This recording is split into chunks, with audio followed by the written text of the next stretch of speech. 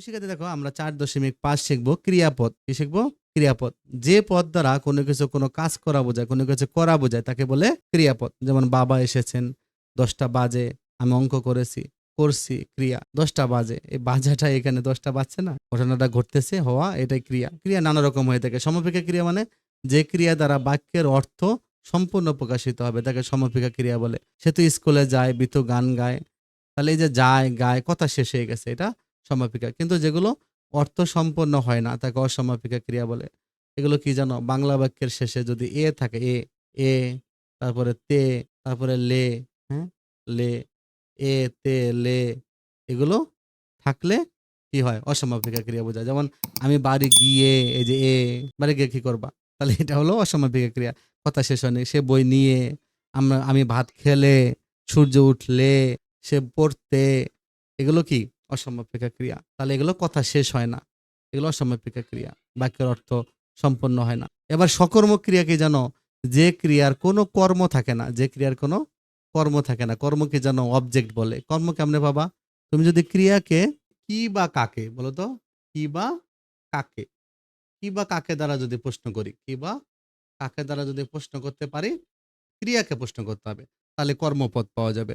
যেমন স্বপন চিঠি লেখছে, লেখাটা ক্রিয়া, তাহলে যদি বলে কি লেখছে, চিঠি, উত্তর আছে, তাহলে এটা সকর্মক ক্রিয়া বলবো। কাঞ্চন বই পড়ছে, যখন পড়াটা ক্রিয়া, কিন্তু কি পড়ছে? বই পড়ছে, বইটা হলো কর্মপদ। ঠিক আছে, তাহলে এটা হলো সকর্মক ক্রিয়া, মানে যেখানে কর্ম থাকবে। অকর্মক ক্রিয়া কি জানো? যেখানে ক্রিয়া, যে ক্রিয়ার কোনো কর্ম নেই, এটাকে অকর্মক ক্রিয়া বলে। ইংলিশে তোমরা অনেকে হয়তো ভার্ব শিখেছো, এটা বলে ট্রানজিটিভ ভার্ব বলে। হ্যাঁ, ট্রানজিটিভ ভার্ব মানে সকর্মক ক্রিয়া। ইনট্রানজিটিভ ভার্ব মানে অকর্মক ক্রিয়া বলে। যেখানে কর্ম নাই, যেখানে কর্ম নেই মানে কি, কাকে দ্বারা প্রশ্ন করবা, ক্রিয়াকে উত্তর পাবা না। যেমন স্বপন লিখছে, কি লিখছে, উত্তর নাই। কি বা কাকে, অন্য কিছু দিতে পারবো না। আমার কে লিখছে বললে তো স্বপন লিখছে, এটা তাই না? এটা না। কি বা কাকে দ্বারা প্রশ্ন করতে হবে। কাঞ্চন পড়ছে, কি পড়ছে, উত্তর আছে? নাই। কাঞ্চন তো আর কি না, কাঞ্চন কে হতে পারে? ব্যক্তি কাঞ্চন। তাহলে হলো যে, তাহলে এখানে কোনো কি নাই, কর্ম নাই, এগুলো হলো অকর্মক ক্রিয়া। আমি একই শব্দ, একই ওয়ার্ড বিভিন্ন জায়গায় অকর্ম, এক জায়গায় সকর্মক হইতে পারে, এক জায়গায় অকর্মক হইতে পারে। কর্ম ব্যবহার হলে সকর্মক হবে, কর্ম ব্যবহার না হলে অকর্মক হবে।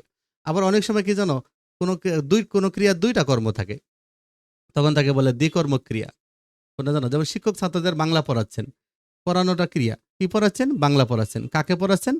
ছাত্রদের পড়াচ্ছেন। দেখো, কি বা কাকে, 2টা দ্বারাই প্রশ্ন করা যায়। বাবা আমাকে একটি কলম কিনে দিয়েছেন। কি দিয়েছেন? কলম দিয়েছেন। কাকে দিয়েছেন? আমাকে দিয়েছেন। তাহলে এখানে এটা হলো দ্বিকর্মক ক্রিয়ার উদাহরণ।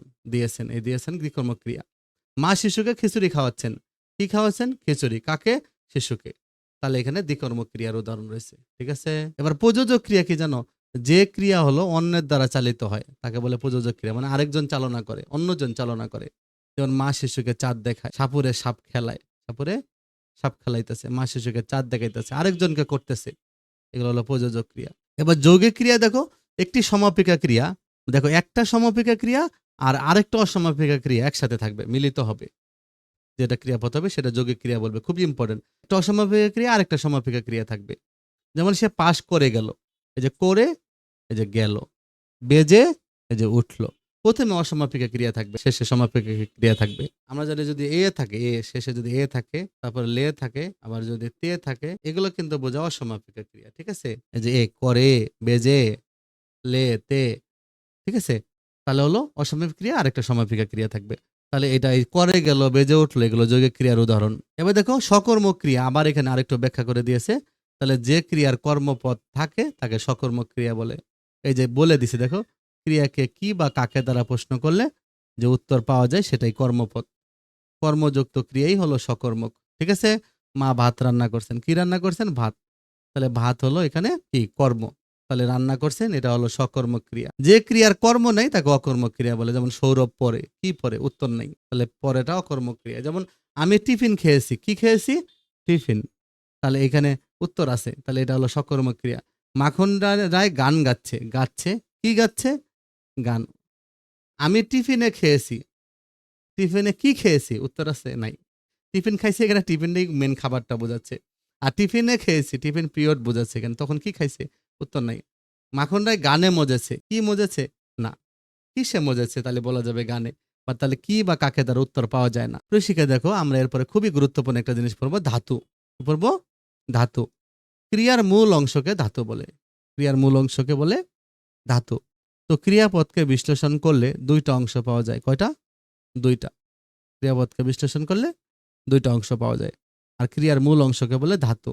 যেমন কর, যা, খা, পা, বল, দে, খেল, দে, এগুলো ধাতু, ক্রিয়ার মূল অংশ, ধাতু বা ক্রিয়ামূল। আর এর সাথে যদি ক্রিয়া বিভক্তি যোগ হয় নতুন শব্দ হতে পারে। যেমন করের সাথে আ দিলে করা, যার সাথে ই দিলে যাই, খার সাথে রসই দিলে খাই, তাহলে পার সাথে বে দিলে পাবে। তার মানে এগুলো মূল শব্দ। কর, যা, খা, পা, বল, দেখ, খেল, দে, এগুলো ক্রিয়ার মূল অংশ। তাহলে ধাতু তিন প্রকার: মৌলিক ধাতু, সাধিত ধাতু, আর হলো যৌগিক বা সংযোগমূলক ধাতু। পরীক্ষাতে আসে যে যৌগিক ধাতুর অপর নাম কি? যৌগিক ধাতুর অপর নাম কি? তাহলে যৌগিক ধাতুর অপর নাম হলো সংযোগমূলক ধাতু। এটা মনে রাখবা। তাহলে মৌলিক ধাতু কোনগুলো? যে ধাতুগুলোকে বিশ্লেষণ করা যায় না, মানে যেগুলো বিশ্লেষণ করা যায় না, এগুলো মৌলিক ধাতু। যেমন কর, একে তো আর আলাদা করা যাবে না। চল, পর, বর, পা, যা, দে, খা, হ, হ্যাঁ, এগুলো কিন্তু ভাঙ্গা যায় না। সাধিত ধাতু কোনগুলো? এই মৌলিক ধাতু বা নাম শব্দের পরে যদি আপত্যয় যুক্ত হয়, আপত্যয়, তাহলে কিন্তু সেটা সাধিত ধাতু হয়ে যাবে। হ্যাঁ, যেমন কর সাথে আ করা, দেখ সাথে আ দেখা, এরকম। এবার যৌগিক ধাতু কোনগুলো জানো?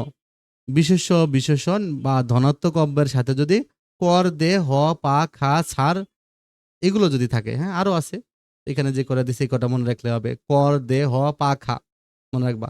কর, দে, হ, পা, খা, মানে ভ্যাট দে, হ, পাখা, বাতাস কর, পাখা, হ্যাঁ, এমনি মনে রাখবা। কর, দে, হ, পাখা। তাহলে এই যে কর, দে, হ, পা, খা, এগুলো হলো যৌগিক ধাতু। যেমন মিলিত হ, মার খা, ঠিক আছে, এরকম। যৌগিক ধাতুর অপর নাম কি? সংযোগমূলক ধাতু। যেমন ভয় কর, ঠিক আছে, ভালো হ, তাই না? হ আছে, হ, সাবধান হ, উত্তর দে, কথা দে, তাই বলি না আমরা? মার খা, দুধ খা, পান খা, চা খা, দুঃখ পা, ঠিক আছে, ব্যথা পা। তাহলে এগুলো হলো যৌগিক ধাতু, মনে রাখবে। তাহলে মৌলিক ধাতু কোনগুলো? যে ধাতুকে ভাঙ্গা যায় না বা বিশ্লেষণ করা যায় না, এগুলোকে বলা হয় মৌলিক ধাতু। এগুলো মৌলিক ধাতুর অপর নাম কি জানো? পরীক্ষাতে আসে। মৌলিক ধাতুর অপর নাম কি? সিদ্ধ বা স্বয়ংসিদ্ধ ধাতু। যৌগিক ধাতুর অপর নাম হলো সংযোগমূলক ধাতু, মনে রাখবা। আর মৌলিক ধাতুর অপর নাম হলো সিদ্ধ বা স্বয়ংসিদ্ধ ধাতু। মৌলিক ধাতু কোনগুলো? দেখো এখানে কতগুলো এক্সাম্পল দিয়েছে। যেমন অঙ্ক যোগ অন, এই অঙ্ক হলো মৌলিক ধাতু। অঙ্কর সাথে অন দিয়েছে, অঙ্কন। দৃশ যোগ জ, দৃশ্য। ক্রি যোগ তব্য, কর্তব্য। হস যোগ জ, হাস্য। এগুলো মনে রাখবা। আখ যোগ আ, এগুলো প্রত্যয় যুক্ত হয়েছে, হ্যাঁ, আঁকা। দেখ যোগ আ, দেখা। কর যোগ ক, কর। হাস যোগ ই, হাসি। খাট যোগ বে, খাটবে। বিগর যোগ আনো, বিগ্রানো। বিগর যোগ আনো, বিগ্রানো। টান যোগ আ, টানা। জম যোগ আট, জমাট। তাহলে এগুলো মৌলিক ধাতুর সাথে অন্য কিছু যুক্ত হয়েছে, হয়ে একটা শব্দ তৈরি হয়েছে। মৌলিক ধাতু বা নাম শব্দের পরে যদি আপত্যয় যুক্ত হয় তখন সেটা সাধিত ধাতু হয়ে যায়। এটা তো আমরা দেখছি, করজকা, করা, এরকম। তাহলে সাধিত ধাতু তিন প্রকার, মনে রাখবা। ধাতুর সবকিছু তিন প্রকার। ধাতু নিজেও তিন প্রকার, ঠিক আছে। সাধিত ধাতুও তিন প্রকার: প্রযোজক ধাতু, নাম ধাতু, কর্মবাচ্যের ধাতু। তাহলে সাধিত ধাতু কয় প্রকার? তিন প্রকার। ক্রিয়ার মূল অংশকে ধাতু বলে, ধাতু তিন প্রকার। সাধিত ধাতু তিন প্রকার। মৌলিক ধাতুর অপর নাম সিদ্ধ বা স্বয়ংসিদ্ধ ধাতু। আর যৌগিক ধাতুর অপর নাম সংযোগমূলক ধাতু। সাধিত ধাতু আবার তিন প্রকার: প্রযোজক ধাতু, নাম ধাতু, আর কর্মবাচ্যের ধাতু। দেখো প্রযোজক ধাতু কোনটা? দেখো প্রযোজক ধাতু মৌলিক ধাতুর পরে যদি অপরকে নিয়োজিত করা অর্থে আ প্রত্যয় হয়, অন্যকে কাজে লাগাবে, আ দিবে। তো প্রযোজক ধাতুর অপর নাম কি? নিযন্ত ধাতু। খুবই ইম্পর্টেন্ট এটা পরীক্ষাতে। এই যে কটা অথবা অপর নাম বললাম, এগুলো কিন্তু অনেক আসে পরীক্ষাতে, এগুলো অনেক ইম্পর্টেন্ট। তাহলে প্রযোজক ধাতুর অপর নাম কি? নিযন্ত ধাতু। প্রযোজক ধাতুর অপর নাম নিযন্ত ধাতু। এবং এর অন্যকে কাজ করাবে। যেমন শিক্ষক ছাত্রকে পড়াচ্ছেন, পর থেকে পড়া, পর থেকে করা, সে নিজে করে না, অন্যকে দিয়ে করায়। দেখা, দেখ থেকে দেখা, মা শিশুকে চাঁদ দেখায়। এগুলো এগুলো বাক্যে প্রযোজক ধাতু। পরীক্ষা বলবে যে নিম্নের কোন বাক্যে প্রযোজক ধাতুর উদাহরণ রয়েছে, এমনি করে বলবে, ঠিক আছে। 4টা উদাহরণ দিবে, তুমি বাক্য 3টা মনে রাখবা। নাম ধাতু, বিশেষ্য, বিশেষণ। দেখো কি বলছে? বিশেষ্য, বিশেষণ, অনুকার অব্যয়ের পরে আপত্যয় যোগে নতুন গঠিত ধাতুকে নাম ধাতু বলে। বিশেষ্য, বিশেষণ, অনুকার অব্যয়ের পরে আপত্যয় যোগ হলে সেটাকে বলবে নাম ধাতু। যেমন ঘুম থেকে ঘুমা, ঘুম থেকে ঘুমা। ধমক থেকে ধমকা, আমাকে যতই ধমকাও আমি এই কাজ করব না। এটা নাম ধাতু আসার উদাহরণ। বাবা ঘুমাচ্ছেন, ঘুম থেকে ঘুমা। পরীক্ষা বলবে নিম্নের কোন বাক্যে নাম ধাতুর উদাহরণ রয়েছে? এখান থেকে উপর থেকে 3টা দিল, এখান থেকে একটা দিল। হাত থেকে হাতা, অন্যের পকেট হাতানো আমার স্বভাব নয়। ঠিক আছে? তাহলে বাবা ঘুমাচ্ছেন, ঘুম থেকে ঘুমা, ধমক থেকে ধমকা, হাত থেকে হাতা। বাবা ঘুমাচ্ছেন, আমাকে যতই ধমকাও, অন্যের পকেট হাতানো। তাহলে এইগুলো শব্দ, এইগুলো বাক্যের মধ্যে নামধাতুর উদাহরণ রয়েছে। এবার কর্মবাচ্যের ধাতু কোনগুলো জানো? বাক্যে যখন কর্তার চেয়ে কর্মের সাথে যখন ক্রিয়ার সম্পর্ক প্রধান হয়ে ওঠে, কর্তা না কর্মের সাথে ক্রিয়ার সম্পর্ক হয়, তাকে কর্মবাচ্য ধাতু বলে। তো কর্মবাচ্যের ক্রিয়ামূলকে কর্মবাচ্য ধাতু বলে। হ্যাঁ, তাহলে ওই যে ওই ক্রিয়াটাকে আসলে কর্মবাচ্যের ক্রিয়া বলে, আর কর্মবাচ্যের ক্রিয়ার মূলটাকে কর্মবাচ্য ধাতু বলে। মৌলিক ধাতুর সাথে আ প্রত্যয় যুক্ত হয়ে কর্মবাচ্যের ধাতু গঠিত হয়। যেমন কর, জোকা, করা। আমি তোমাকে অঙ্কটি করতে বলেছি, অঙ্কটি করতে বলেছি। হার থেকে হারা, বইটি হারিয়ে ফেলেছি। খা থেকে খাওয়া, তোমার খাওয়া হলে আমাকে বলবে। তাহলে এই ৩ টা বাক্য মনে রাখবা। আমি তোমাকে অঙ্ক করতে বলেছি, বইটি হারিয়ে ফেলেছি, তোমার খাওয়া হলে আমাকে বলবে। পরীক্ষায় বলবে কোন বাক্যে কর্মবাচ্য ধাতুর উদাহরণ রয়েছে। তাহলে অবশ্যই তোমরা এই বাক্য কয়টা, এখানকার এই কয়টা বাক্য, এই যে এখানকার এই কয়টা বাক্য মনে রাখবা যে কোন বাক্যে নাম ধাতুর উদাহরণ রয়েছে, কোন বাক্যে প্রযোজক ধাতুর উদাহরণ রয়েছে, কোন বাক্যে কর্মবাচ্য ধাতুর উদাহরণ রয়েছে। দেখো আমরা ৪.৮ করব ক্রিয়ার কাল, অতীত, বর্তমান, ভবিষ্যৎ ও অনুজ্ঞা। এখান থেকে একটা বাক্য দিচ্ছে, আজ স্কুল খোলা, গতকাল স্কুল বন্ধ ছিল। বিভিন্ন রকম বাক্য আমরা জানি। আগামীকাল থেকে পরীক্ষা শুরু হবে। তাহলে বর্তমান, অতীত, ভবিষ্যৎ বোঝায়, তাই না? আসলে কি জানো, মূল কথাটা হলো যে ক্রিয়া সম্পন্ন হওয়ার সময়কেই ক্রিয়ার কাল বলে। তোমরা টেন্স পড়ছো না? টেন্স মানে ক্রিয়ার কাল। তাহলে ক্রিয়া সম্পন্ন হওয়ার সময়টা, কালটাকে ক্রিয়ার কাল বলে। তো এই ক্রিয়ার কাল মানে টেন্স ৩ প্রকার, তাই না? ক্রিয়ার কাল ৩ প্রকার, বর্তমান কাল, অতীতকাল আর কি ভবিষ্যৎকাল। প্রেজেন্ট টেন্স, পাস্ট টেন্স আর ফিউচার টেন্স। বর্তমান কাল মানে কি? যে ক্রিয়া এখন সম্পন্ন হয় বা হচ্ছে, এখন হচ্ছে, তাকে বর্তমান কাল বলে। আমি পড়ি, সে যায়, কাকলি দৌড়ায়, আয়ুব গান গায়। এগুলো হলো নর্মাল বর্তমান কালের উদাহরণ। অতীতকাল মানে যে ক্রিয়া আগে হয়ে গেছে তাকে অতীতকাল বলে। আমি তাকে দেখেছিলাম, গতকাল ঢাকা গিয়েছিলাম, মা রান্না করছিলেন। এগুলো হলো অতীতকাল। ভবিষ্যৎকাল দেখো যে ক্রিয়া আগামীতে বা ভবিষ্যতে সম্পন্ন হবে এমন বোঝায়, তার কালকে ভবিষ্যৎকাল বলে। যেমন বৃষ্টি আসবে, গান গাইবে, বে নাচবে, হ্যাঁ, বেন এরকম থাকবে। তাহলে আবার আমরা যেমন টেন্সগুলো পড়ছি না, প্রত্যেকটা টেন্সে আবার ৪ প্রকার করে। তাহলে এখানে বাংলাতেও প্রকারভেদ আছে। যেমন প্রত্যেকটা বর্তমান কালকে আবার ৩ প্রকার করা যায়। মানে টেন্স, সবগুলো টেন্স কিন্তু টোটাল ১২ প্রকার। এখানে একটু চেঞ্জ করছে। বর্তমান কাল ৩ প্রকার: সাধারণ বর্তমান, ঘটমান বর্তমান, পুরাগঠিত বর্তমান। সাধারণ বর্তমান মানে আমরা পড়ছি না প্রেজেন্ট ইনডেফিনিট টেন্স, এটাই সাধারণ বর্তমান। প্রেজেন্ট কন্টিনিউয়াস টেন্স হলো ঘটমান বর্তমান। প্রেজেন্ট পারফেক্ট টেন্স হলো পুরাগঠিত বর্তমান। আরেকটা আছে না প্রেজেন্ট পারফেক্ট কন্টিনিউয়াস, পুরাগঠিত ঘটমান, ওইটা নাই। হ্যাঁ, ওইটা কিন্তু বাংলায় নাই। অতীতকাল দেখো, অতীতকাল কিন্তু আবার ৪ প্রকার। ঠিক আছে? একটা অতিরিক্ত আছে, সেটা হলো নিত্যবৃত্ত অতীত। যেমন আমি রোজ বেড়াতে যেতাম, রোজ স্কুলে যেতাম, রোজ ঘুরতে যেতাম ছোটবেলায়। এগুলো নিত্যবৃত্ত অতীত। ঠিক আছে? ভবিষ্যৎকালও সেম, সাধারণ ভবিষ্যৎ, ঘটমান ভবিষ্যৎ, পুরাগঠিত ভবিষ্যৎ। তার মানে সবগুলোই সাধারণ প্রেজেন্ট টেন্স আছে, প্রেজেন্ট ইনডেফিনিট আছে, কন্টিনিউয়াস আছে, পারফেক্ট আছে।